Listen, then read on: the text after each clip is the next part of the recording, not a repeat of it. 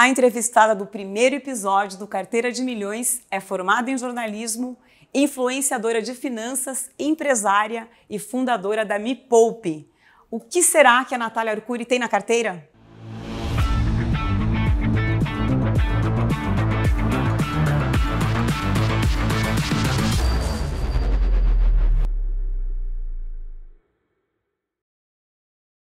Natália Arcuri, um prazer estar aqui. Muito obrigada por nos receber. Eu que agradeço, super feliz de estar na estreia. Espero estrear atendendo as expectativas dessa carteira de milhões.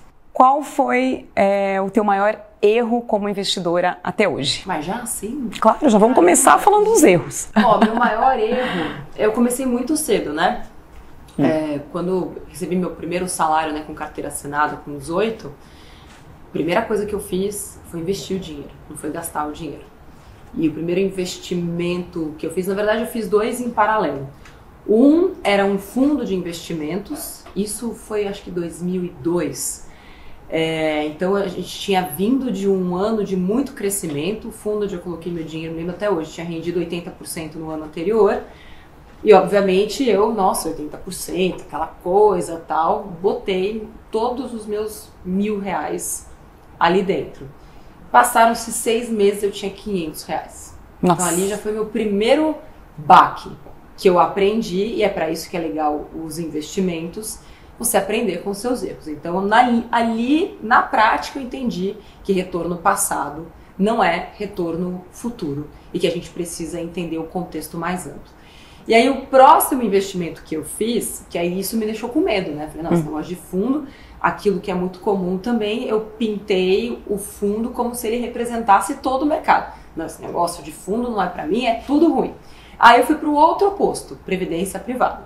Comecei a colocar dinheiro todos os meses em previdência privada, e foi previdência onde meu dinheiro ficou por pelo menos 10 anos, e eu sempre aumentando os aportes em previdência. Se sentiu segura?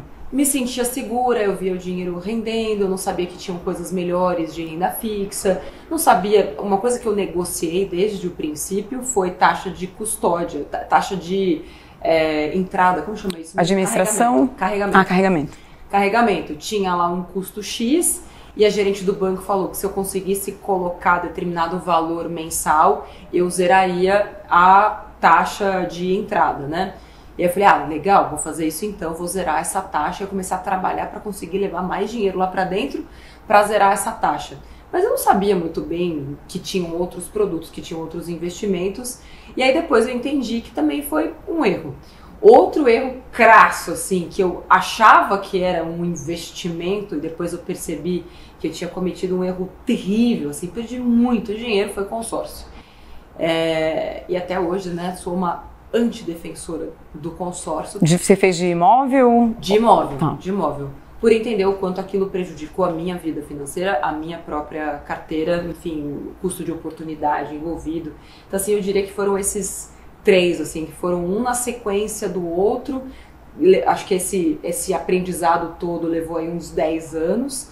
Mas acho que o lado positivo é que eu tive a disciplina de aumentar sempre, né, os aportes e nunca deixar de colocar, olhando para a correção da inflação e tudo mais. E qual foi então o seu principal acerto como investidora? Olha, acho que o maior acerto... Quando a gente fala sobre o maior acerto em investimentos, é sempre bom a gente colocar ponderações de perfil e objetivos. Então aquilo que foi um acerto para mim, vou deixar aqui, né, parênteses gigante. Perfil, fase da vida, objetivo. Objetivos, né, o quanto de dinheiro eu tinha e tal, foi o maior acerto para mim. O maior acerto foi naquele momento ali de 2013 até 2012, vai até 2014, eu ter aproveitado as taxas de juros da época para pegar pré-fixados que pagavam 19,5% ao ano. Isso dobrou meu dinheiro em 4 anos o dinheiro que eu coloquei. E para mim, que estava montando o patrimônio, eu tomar aquela decisão de tirar o dinheiro de onde ele estava para colocar, né, nesses investimentos... Foi arrojado. Para mim foi arrojado, mas para mim era muito seguro também, porque eu estava bem distante, tipo, né, do fundo garantidor de crédito. Então eu tomei, até lá naquela época eu já tinha muito mais conhecimento, muito mais competência. Então, para os meus objetivos de construção de patrimônio, ainda que os analistas e consultores me dissessem o contrário, não, é muito risco, mas eu entendi que o risco seria se eu tivesse muito dinheiro. Eu não tinha. O maior risco que eu corria era chegar no final de 5 anos e pegar todo o meu dinheiro de volta, tipo, quase triplicando aquele investimento que eu fiz. Porque o risco estava na visão deles associado ao risco daqueles bancos, onde eu coloquei o meu dinheiro, né? Para quem eu emprestei o dinheiro. Ah, o banco tinha risco de quebrar? Tinha. Mas se ele quebrasse, o FGC ia me garantir o dinheiro de volta. Então, o maior risco que eu tinha era ganhar dinheiro em qualquer uma das hipóteses. Então, foi uma decisão muito acertada. Existe ainda um grande sonho de consumo? Grande sonho de consumo? Para pessoa física, não. Não tenho. Eu realizei todos os meus sonhos de consumo, não tem mais nenhum, não. Qual que foi o maior sonho que você já realizou? Ah, o maior sonho de consumo, assim, foram vários, né, ao longo da vida. Então, meu primeiro sonho de consumo era ter um carro. Consegui conquistar esse sonho de consumo. Depois, o maior sonho de consumo era comprar um apartamento à vista. Realizei esse sonho de consumo e sempre com vários descontos, muitos descontos envolvidos. E aí, o último, acho que tinham outras duas, não, eu esqueci de um muito importante, que era a minha independência financeira. Então, eu nem sabia que esse conceito existia. Então, eu tinha uns 24 anos, eu estava entrevistando uma pessoa, e ele falou assim, desde os meus 33, e ele era camelô, no começo, né, da carreira, ele falou, desde os meus 33 eu trabalho só porque eu quero, não porque eu preciso. E eu, enfim, cresci assim como todo brasileiro, né, tipo, vou, sei lá, me formar com algum esforço, vou trabalhar como jornalista, vou juntar algum dinheiro e vou me aposentar com 65, 70, ainda mais com, né, o número de pessoas cada vez, né, a previdência social fica mais complexa e tal. E na minha vida, na minha cabeça, esse seria o meu destino. Na hora que eu entrei em contato com aquilo, eu falei, nossa, mas como assim esse cara, desde os 33, trabalha só porque ele quer e não porque ele precisa? Como eu faço para ter acesso a isso? Então, a minha cabeça, ela sempre pensou no como. Eu nunca duvidei, porque para mim, se uma única pessoa conseguiu, pô... É possível. É possível. Eu nunca vi isso como a exceção. Ah, ele consegue porque... Não, eu falei, não tô quebrada. Se ele conseguiu, eu vou entender como. E aí isso virou uma outra meta. Eu falei, não, quero poder aos 45, isso eu tinha 24. Então, tipo, eu tinha 20 anos. Pra mim era muito tempo, né? Entendendo a dinâmica dos Sim, você colocou uma janela maior ali, uma janela maior, a minha capacidade laboral, a minha ascensão profissional. Tipo, eu sempre cruzei dados, assim, sempre fui a pessoa dos dados, da matemática. Eu falei, não, isso é super possível. Então eu coloquei essa meta de aos 45 eu quero poder já estar escolhendo onde, com quem, quando, onde, ter dinheiro suficiente para me bancar e trabalhar porque eu quero, não porque eu preciso. E cheguei na independência financeira aos 33. Enfim, coincidentemente. Coincidentemente. E o outro objetivo, que esse é de uns 8 anos atrás, e que aí eu também fui me planejando para isso, era ter uma casa no mato, um lugar perto da montanha, perto, né, da floresta, um refúgio. Sempre gostei disso, mas eu nunca pensei que fosse possível, assim, sabe? Eu falei, poxa, por que não é possível? Vou trabalhar para isso também.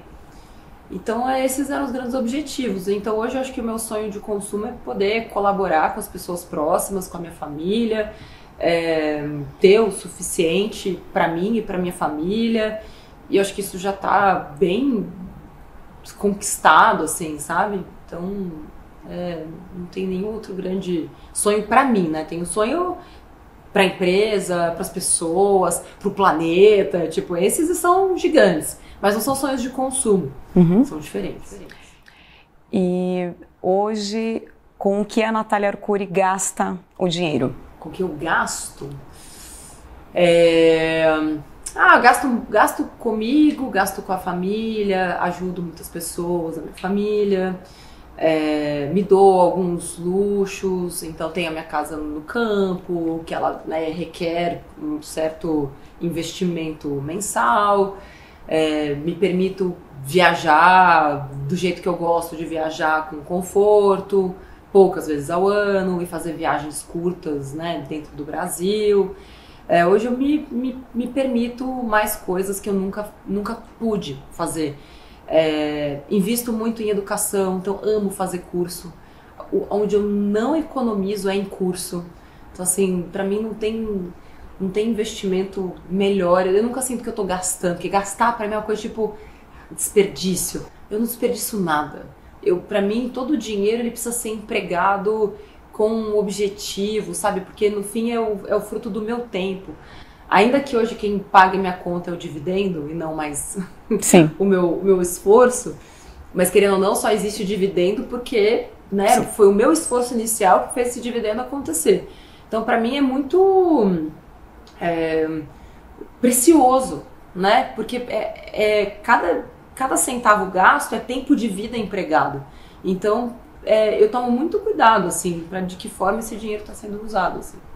E quando você falou em viagens, tem ainda algum lugar que está aí, ou alguns lugares, mas que você queira destacar que seja muito especial, que você já tenha assim um roteiro, sei lá? Sim, eu quero conhecer todas as chapadas, que eu não conheço nenhuma do Brasil. Quero conhecer Alter do Chão, quero conhecer o Pantanal, não conheço nenhum desses lugares. Quero conhecer melhor o norte e o nordeste do Brasil. O nordeste eu conheço muito, conheço praticamente todos os estados. E quero fazer isso de uma forma diferente. Já defini que no final do ano, durante o Réveillon, vou pegar meu carro e vou viajar pelo Nordeste, vou sair de São Paulo, né, conhecendo esses lugares, parando aos poucos, etc. Isso já está definido, vai ser minha próxima viagem. E conhecer as culturas do mundo. O que eu mais gosto é conhecer, assim, de estar nos outros lugares, é conhecer as culturas dos locais, sabe? É conhecer as pessoas, como que eles vivem, como que o dinheiro é empregado ali, né? Como que as pessoas, né? O que deixa as pessoas felizes. Mas tem uma série de lugares do mundo, assim, que eu ainda não conhecia. A Ásia, fui recentemente, conheci a Coreia do Sul, amei. Reconheci o Japão, porque eu tinha ido tempos atrás, mas no tsunami, né, pra fazer a cobertura. Então fui conhecer num outro contexto. Nossa, o mundo é gigante, quero ir pra Austrália. Quero conhecer a Aurora Boreal. Tem muita coisa que eu quero fazer. Isso eu também quero. Deve ser incrível, né? Que felicidades o dinheiro consegue comprar? O dinheiro, ele é ferramenta, né? E de fato, quando você sabe o que te deixa feliz, o dinheiro é um mecanismo de acesso. Então, pra mim, hoje, o dinheiro compra segurança. O dinheiro compra conforto. O dinheiro compra esses pequenos mimos. Poder fazer uma massagem, de poder, sei lá, cortar meu cabelo. Coisas, sei lá, das mais banais. Eu acho que eu tenho poucas extravagâncias, eu não gosto de luxo, não gosto de marca, nunca foi meu, assim. Mas pra mim, o dinheiro, ele é um mecanismo de acesso para aquilo que é importante para você. E isso pra mim é importante, poder cuidar das pessoas que estão próximas a mim, da minha família principalmente. O dinheiro, para mim, ele sempre foi uma ferramenta, esse meu desejo, essas minhas metas, essa minha disciplina de poupar e investir, ela sempre foi muito mais pelos outros do que para mim mesma. E eu tenho aprendido, a muito custo, me presentear, porque era algo que eu também não fazia. Para mim, o dinheiro ele era para servir os outros e não para mim mesma. Então, aos poucos, eu tenho aprendido a fazer isso. E tem sido muito gostoso. Bom, chegou a hora da Natália Arcuri abrir a carteira. Eita! O que temos na carteira de investimentos? Olha, hoje a minha carteira, ela tem renda fixa, que eu continuo acreditando e gostando de renda fixa, protegendo, né, patrimônio através de FGC, então, né, não colocando mais do que é seguro, a não ser que sejam bancos e instituições extremamente seguras. Tenho boa parte do meu patrimônio em fundos imobiliários, alguma parte em previdência privada por uma questão de sucessão. desde muito jovem eu penso na minha morte, estava falando sobre isso, assim, eu fiz meu primeiro seguro de vida com 18 anos de idade, eu pensava, o que vai acontecer com meus pais se eu morrer? Então sempre foi uma preocupação minha, deixar tudo preparado para quando eu partir, e a previdência privada ela é um instrumento para que isso seja facilitado. Você tem um testamento? Eu ainda não tenho um testamento, mas eu preciso fazê-lo. Mas querendo ou não, a previdência ela colabora. Já está direcionada, né? Mas vou fazer em breve. Acho que fazer um testamento é um negócio que pesa, né? Mas eu vou fazer, bem lembrado, vou fazer. Enfim, me ocorreu isso por você falar que já pensou em toda essa... Mas eu acho que eu nunca tinha... Essa sucessão, né? Mas eu acho que eu nunca tinha parado pra pensar na importância disso, né? Mas de fato é importante, né? Eu achava que a previdência privada já resolve isso, mas ela não resolve sozinha, não. Bem lembrado, vou colocar na lista de tarefas. Pouquíssimas ações, pouquíssimas, muito mais por acreditar nas empresas do que por aquilo ter alguma relevância dentro da minha... Qual que é a fatia que vai para renda variável? Menos de 1%. Menos de 1%. De fato, é só porque, gosto dessas empresas aqui, quero estar perto delas. E que setores aí? Putz, basicamente tecnologia, um varejo positivo. Comprei Magalu por acreditar pessoalmente na Luísa e no Fred. Comprei por amizade mesmo, Magalu. Tá lá na carteira? Tá lá. Não desfaço de Magalu, gente. Continuo acreditando. E de resto, empresas disruptivas, assim. Então tem o Google, tem o Disney, por acreditar no propósito da empresa, por acreditar na potência dela, enfim, em como eles operam. Mas é muito pouco, assim, muito pouco. E tem criptomoeda? Eu tenho, mas bem pouco também. Bem pouco. Eu tenho cripto por acreditar no conceito, não por fazer trade. Eu acredito muito na descentralização como um mecanismo de simetria social. Então, minha posição em cripto é quase também um statement. Como é que eu posso explicar isso? Eu acredito em Bitcoin, acredito em cripto, acredito no blockchain, acredito que esse é um veículo de transformação social. Não porque eu tenha pretensões de fazer muito dinheiro com Bitcoin. Sim, é mais pela proposta mesmo. Um manifesto, assim, olha, acredito nisso aqui. E tô acreditando aqui, ó. Esse dinheiro aqui é a prova que eu acredito em vocês, sabe? Natália, muito obrigada. Foi um prazer conversar contigo mais uma vez. Prazer foi meu. Espero que sua carteira, se você quiser, se fizer sentido, de fato, chegue a ter milhões, mas você só vai conseguir isso com muita disciplina, estudo e prática. E obrigada a você também pela companhia. Não esquece de curtir esse vídeo, se inscrever lá no canal do Investidor no YouTube e também seguir as nossas redes sociais. Te vejo no próximo Carteira de Milhões. Um beijo, até lá. Valeu!